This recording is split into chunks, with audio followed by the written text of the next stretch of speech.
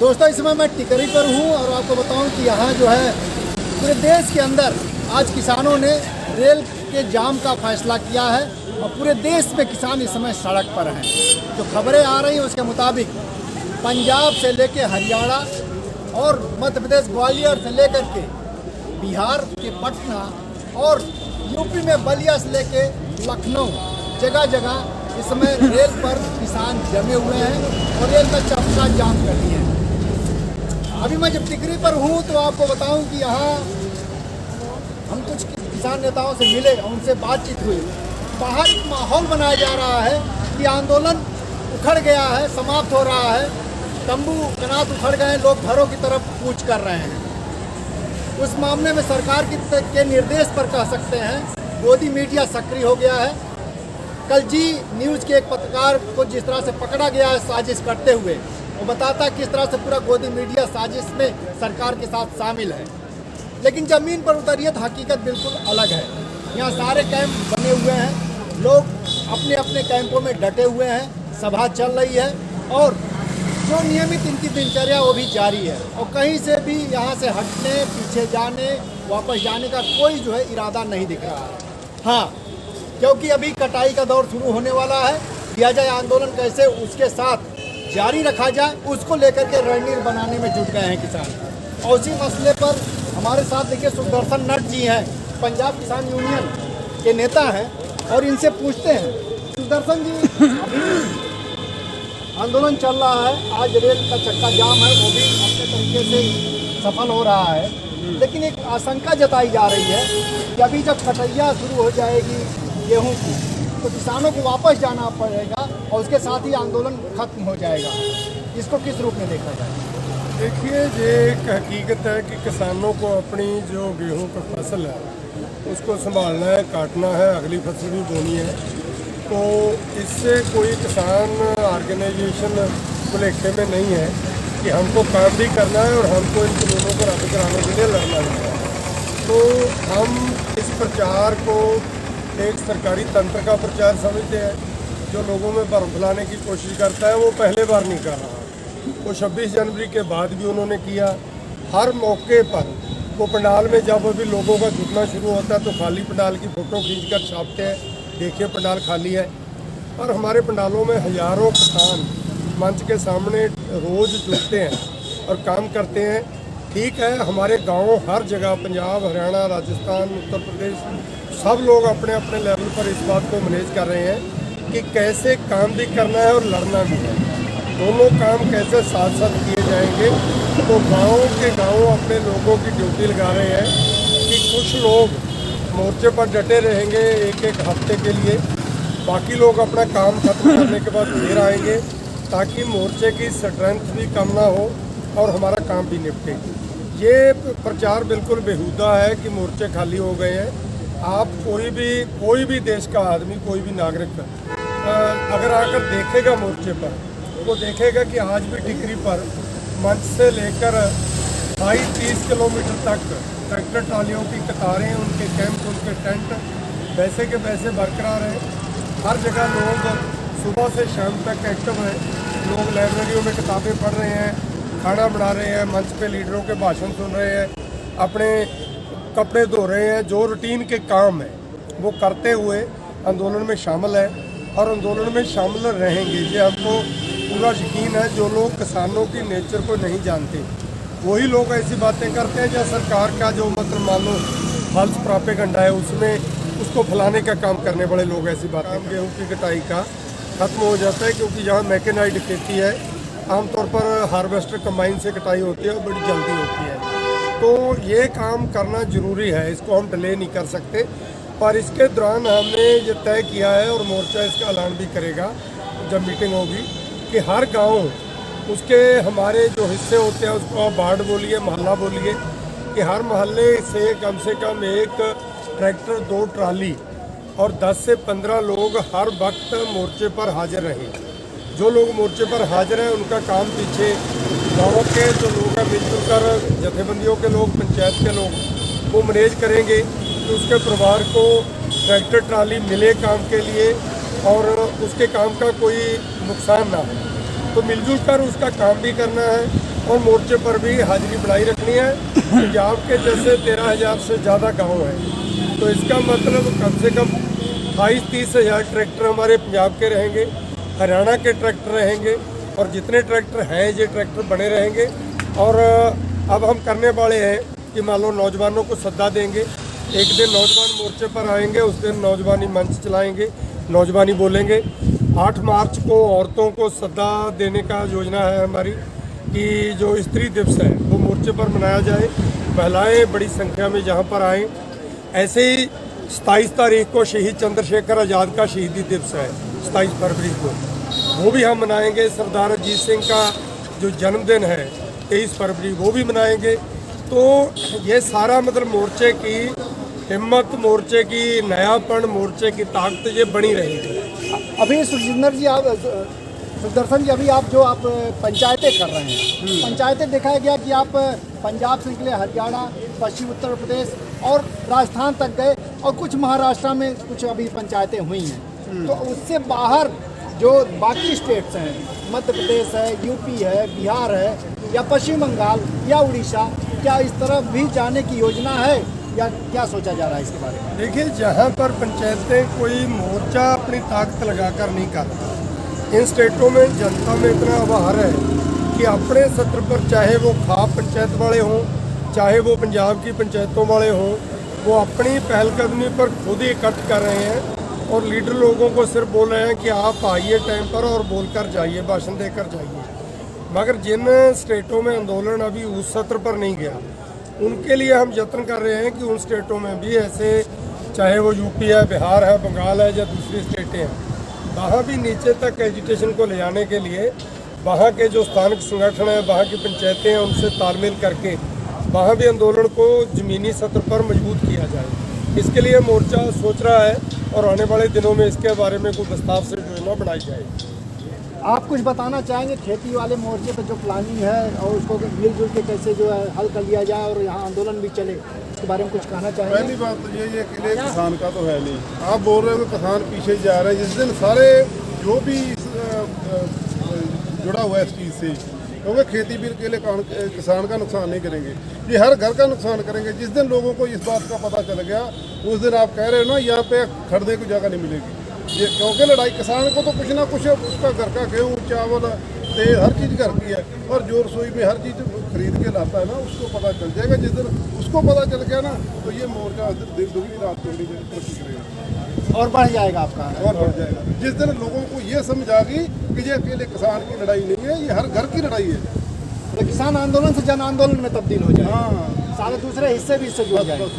ये तो बात है। ये जितनी जल्दी लोग समझ जाएंगे उतनी जल्दी इसका कोई ना कोई हल निकलेगा। ये कर इस बात के लिए लोगों के हम जितनी समझाएंगे लोगों को, लोग खुद समझना चाहेंगे, क्योंकि ये बात अकेले किसान की तो है नहीं, क्योंकि अकेला किसान को इफेक्ट नहीं पड़ेगा। ये कर ये चीज़ हमारे से खरीदेंगे, हमको तो कुछ ना कुछ देगा, खरीदेंगे, और जो खरीद के लाएगा हमसे पता तो उसको चलेगा कि ये किस भाव पे हमको मिलते हैं। मध्यवर्ग की बात कर रहे हैं, दूसरे हिस्से की बात कर रहे हैं। मध्यवर्ग की नहीं जी, हर वर्ग इसमें शामिल हो जाएगा। अकेला हर वो जिसकी रसोई चलती है ना, वो किसान से चल रही है, फिर चलेगी कॉर्पोरेट से, तो तब पता चल जाएगा। देखिए, वही कह रहे हैं कि अभी किसानों का जो अनाज है जितना सस्ता मिल रहा है, और जब कॉर्पोरेट बेचेगा तो उसमें जो पैसा लगेगा तब समझ में आएगा लोगों को इसकी क्या कीमत है। जगदीप जी वरिष्ठ पत्रकार हैं, जगदीप सिंह संधू, और आपसे पूछे जगदीप जी, आप हरियाणा को बहुत करीब से देख रहे हैं, हरियाणा से निरंतर इसमें भागीदारी हो रही है, बड़े स्तर पर हो रही है, और सरकार का रवैया भी देख रहे हैं।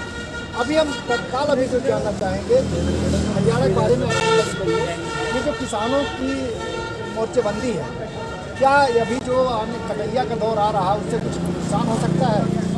जी, जहाँ तक किसानों की बात है और जो फसल का अब जो सीज़न आएगा, क्योंकि फसल पक के तैयार होती है, तो जैसे जैसे गर्मी आएगी फसल तब पकती है। फरवरी के महीने में तो कोई ऐसा है नहीं, और कुछ अगली फसल होती है जो पहले हफ्ते या दूसरे हफ्ते में कटाई शुरू हो जाती है। लेकिन आपको याद होगा कि वैसाखी जो मनाई जाती है 13 अप्रैल में वैसाखी जब मनाई जाती है, तब तक वो फसलें जो हैं ऑलमोस्ट कटती हैं, और ये अप्रैल के मध्य अप्रैल तक कटती हैं। और मुझे नहीं लगता कि और इतनी बड़ी एरिया है ये, हरियाणा और पंजाब का जो एरिया है, इसमें ज़्यादातर जो फसलें हैं इनकी जो कटाई है वो सारी की सारी मशीनों के द्वारा की जा रही है। अब इसमें वो मैनुअल लेबर नहीं है ना, तो इसमें मुझे नहीं लगता कि इतने ज़्यादा लोगों की आवश्यकता है और ये बहुत अच्छे से किसान मैनेज कर सकते हैं। क्योंकि देखिए, अगर ग्रामीण परिवेश को, जो कल मैंने बोला था कि ग्रामीण परिवेश जो है वो आपसी सहयोग के ऊपर आधारित है, ग्राम की व्यवस्था आपसी सहयोग पर आधारित है। और मुझे ये लगता है कि ये आपसी सहयोग उसी ग्राम सभा में और उसी ग्रामों में एक दूसरे के साथ करते हुए दूसरे लोगों को भी सहयोग करते हुए ये सारी चीज़ें मैनेज की जाएंगी। जगदीप जी, आप बताइए, जो इसमें बातें की जा रही है मीडिया में, कल आपने देखा होगा कि सरकार पकड़ा गया और सरकार भी अपने तरीके से जो कर रही है कोशिश, तो किस रूप में देखा जाए, क्या करना चाह रही है? देखिए, कल भी मैंने अपने एक संबोधन में NDTV पे बताया था कि जिस प्रकार से एक नया नाम उछाला जा रहा है इस आंदोलन के साथ, जिसको जोड़ने की कोशिश की जा रही है, वो जाट लैंड या जाट क्षेत्र या जाट जाति। तो मेरा ये कहना है कि ये आंदोलन किसी जाति का नहीं है, ये आंदोलन किसानों का आंदोलन है और किसानों के आंदोलन में सारी जातियां समाहित हैं। अभी आज आपको मैं एक उदाहरण के तौर पर आपको बता देता हूँ कि हरियाणा के हिसार जिला में आज जो महापंचायत हो रही है खरकपुनिया गांव है, जिसमें राकेश टिकैत जी गए हैं, उस खरकपुनिया गांव की जो आबादी है वो 1800 और उस आबादी में लगभग 80% जाट है, 4% लोहार है और करीब 2.5% बढ़ई है, 2% के करीब कुम्हार हैं, 1% वाल्मीकि हैं, आधा % के करीब बोरी हैं। तो इस तरह से समाज के सभी लोग वहाँ मौजूद हैं, झीमर भी हैं, नाई भी हैं। तो उसमें जो मंच पे गांव के लोगों ने, क्योंकि वहाँ 14 गांव का इकट्ठा होना है, तो वहाँ मंच पे बोलने के लिए गांव ने जो अपने तरीके से जिसको चुना है वो वाल्मीकि समुदाय से, जो जनता को संबोधित होगा राकेश टिकैत के साथ। तो इस बात से समझा जा सकता है कि ये सिर्फ और सिर्फ अगड़ी जाति या जाट जाति या जट सिख ये केवल उनका नहीं है, इसमें सारे समाज के सभी वर्ग शामिल हैं, क्योंकि सभी एक दूसरे से संबंधित हैं और एक दूसरे पर निर्भर हैं। अब आखिरी सवाल अगर आपसे पूछें कि ये जो पूरा चल रहा है मामला, 2.5 महीने यहाँ बीत गए और दबाव पूरा बना हुआ है, और आप देखिएगा अब पंचायतों के जरिए दूसरे राज्यों में भी आंदोलन फैलना शुरू हो गया है, बड़े स्तर पर विस्तार पा रहा है। तब ऐसे में सरकार को क्या मतलब वजह क्या है, सरकार क्यों नहीं मान रही है उसमें? अब उसका जब राजनीतिक नुकसान हो रहा है फिर भी क्यों अड़ी हुई है? देखिए, मैंने एक बार पहले भी लिखा था कि ये सरकार की मजबूरी है। सरकार जिसने इस निर्णय को करके, उसको आकलन नहीं था कि ये इतना व्यापक आंदोलन हो सकता है या इसका इतना बड़ा प्रभाव हो सकता है। ये शायद वहाँ सरकार की या सरकार के जो नीतिकार हैं उनकी वो चूक है, जिसको वो समझने में भूल कर गए, या ये सरकार की हठधर्मिता भी कह सकते हैं। अब सरकार इसको वापस क्यों नहीं ले रही, इसमें मैंने पहले भी एक बार लिखा था कि अगर सरकार इस पे वापस आती है तो ये सरकार के ऊपर और सरकार को दोबारा एक कटघरे में खड़ा कर लेगा, क्योंकि इसी सरकार ने जो पहले कुछ सुधार किए हैं, कानूनों में जो सुधार किए हैं, कुछ नए कानून लाए हैं, तो समाज के दूसरे वर्गों का भी उन पे सरकार पे दबाव बनना शुरू हो जाएगा कि वो उनको भी वापस लें या उनको वापस सुधार करें। तो सरकार चाहते हुए भी और इसके लाभ हानि के मूल्यांकन को देखते हुए भी, हालांकि देखिए पंजाब सरकार ने खोल दिया एक तरह, हरियाणा और आने वाले समय में उत्तर प्रदेश में जो चुनाव के पक्ष अभी चुनाव होने वाले हैं, पंचायत चुनाव, उसमें भी एक बहुत बड़ी हानि होने की आशंका सरकार को या सत्ताधारी पार्टी को है। लेकिन फिर भी इन सब चीज़ों को देखते हुए, आंकड़ों को देखते हुए भी सरकार बिल्कुल भी नहीं जुटने को तैयार, क्योंकि उसकी अपनी एक सोच और समझ और एक नीति है। और मुझे नहीं लगता कि अभी तत्कालिक भविष्य में इस पर कोई ठोस पहल कहीं से होने वाली है या इसमें कोई बदलाव होने वाला है। ये देखते हैं कि कब तक ये डेडलॉक बना रहता है या किस तरह से ये पहल होगी और एक कोई रास्ता निकलता है जिससे किसानों को उनकी मांगों के लिए मनाया जा सके या उनकी मांगों को माना जा सके। और ये एक लोकतंत्र में एक ऐसा कह सकते हैं कि लोकतंत्र मूलतः लोगों के ऊपर और लोगों की अपेक्षाओं के लिए, तो उन अपेक्षाओं को एक सरकार अपनी हठधर्मिता से नकार नहीं सकती। ये लोकतंत्र की खूबी है। देखिए, अपने तरीके से किसान संकेत दे रहे हैं और कल पंजाब के निकाय चुनाव का नतीजा आया है। बीजेपी का सुपड़ा साफ हो गया है, अकाली दल को पूरी मात खानी पड़ी है। और इसके साथ ही ये संकेत है कि आने वाले दिनों में जो दूसरे राज्य हैं वो भी इसी तरह की स्थितियों से गुजरेंगे। और इस पर पूछते हैं, कल जो नतीजा आया तो क्या माना जाए? पहले तो जो सभी जी ने कहा, मैं उसके साथ ही जोड़ना चाहता हूँ कि दुनिया भर के जो कारपोरेट कंपनियाँ हैं, कारपोरेशन हैं, वो एक न्यू वर्ल्ड ऑर्डर लाने की कोशिश कर रही है कि हर कुदरती संसाधन पर कारपोरेटरों का कब्जा हो जाए और ऐसी कठपुतली सरकारें रहें जो अपने आप को लोकतंत्री सरकारें कहती हुई भी असल में कारपोरेट की कठपुतली बनकर ही काम करें। तो वो इनको अब लगता है कि जनता से तो कट ही गए, अब पीछे हटते हैं तो कारपोरेशन आगे को, जैसे पिछले बार इलेक्ट्रल बॉन्ड का 90% सिर्फ बीजेपी को मिला, कि वो भी नहीं मिलेगा तो ना घर के रहेंगे ना घाट के रहेंगे। ऐसी हालत में बीजेपी जाने वाली है आने वाले समय में। और जो कोई हैरानी नहीं होगी कि अगर खुद बीजेपी के अंदर बगावत हो जाए, क्योंकि बहुत से लोग जो देहाती क्षेत्रों से जीतते हैं वो बड़े परेशान हैं बीजेपी के, कि ये नरेंद्र मोदी और अमित शाह ये मिलकर बीजेपी का ऐसा सत्यानाश करेंगे कि इनके लोग बहुत से ऐसे होंगे जो अपनी जमानत जब्त करवा लेंगे। तो ऐसी हालत पंजाब में हो चुकी है। बीजेपी को बहुत सी जगह पर कोई उम्मीदवार नहीं मिला, क्योंकि अनेकों बीजेपी के जो एक्सपीरियर थे वो जनता के इस आंदोलन के दबाव के चलते रिजाइन करके बीजेपी छोड़ चुके हैं। और बीजेपी का चुनाव निशान पर लड़ने के लिए लोग तैयार नहीं हुए। जो लोगों को ज़बरदस्ती लड़ाया भी गया, उन लोगों को भी इतना ज़बरदस्त जनता का विरोध सहन करना पड़ा कि वो कंपेन नहीं कर सके। उनसे ज़्यादा कंपेन उनके खिलाफ होती थी हर जगह। मोहल्लों में लोगों ने बैनर लगा रखे थे कि बीजेपी के उम्मीदवारों का दाखिल होना मना है हमारी गलियों में। तो जो लोग खड़े भी थे उनकी ज़्यादातर की जमानतें जब्त हो गई हैं। तो इस बात से बीजेपी को सीखना चाहिए कि जनता का दुश्मनी मोल लेके जनतंत्र में कोई भी सरकार, कोई भी पार्टी चल नहीं सकती।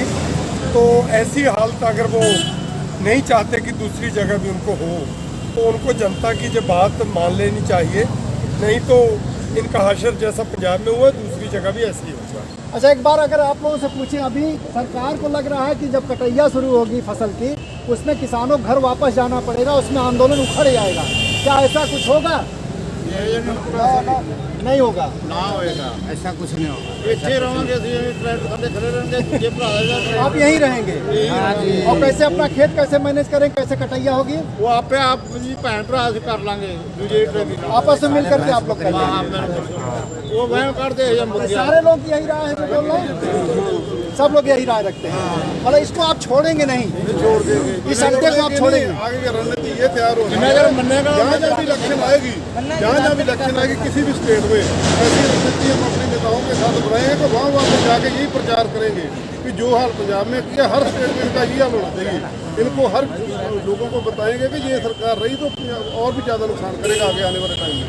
ये अकेला ये कृषि नहीं, आगे आने वाला बहुत ज़्यादा नुकसान हो रहा है, जिस चीज़ का आपको पता नहीं चल रहा। देखिए, सज्जन ये बोल रहे हैं कि अभी आगे जो चुनाव होंगे दूसरे राज्यों में, उसमें भी जा करके ये लोग जाएंगे और बताएंगे जनता को कि अगर आप सरकार में इनको ले आए तो आपका बंटाधार ये कर देंगे। और उसका नतीजा आप देख रहे हैं, पंजाब में किसानों ने बीजेपी खिलाफ वोट किया और बता रहे कि उम्मीदवार तक नहीं मिले वहाँ अपने चुनाव लड़ाने के लिए। तो लिहाजा कदम कदम पर लगातार किसान संकेत दे रहे हैं, लेकिन सरकार लेकिन गच्चा खा रही लगता है। उसको लगता है कि अब किसान पीछे हट जाएंगे, अब आंदोलन उखड़ जाएगा। लेकिन सच्चाई का आंदोलन का कारवां लगातार आगे बढ़ रहा है और एक स्टेट के बाद दूसरे स्टेट उससे जुड़ते जा रहे हैं। और एक जो किसान आंदोलन था अब जन आंदोलन में बदलने के फेज में पहुंच चुका है। आज के लिए जनचौक के लिए इतना ही, आगे फिर किसी और मोड़ पर मिलेंगे। टिकरी बॉर्डर से जनचौक के लिए मैं महेंद्र मिश्र।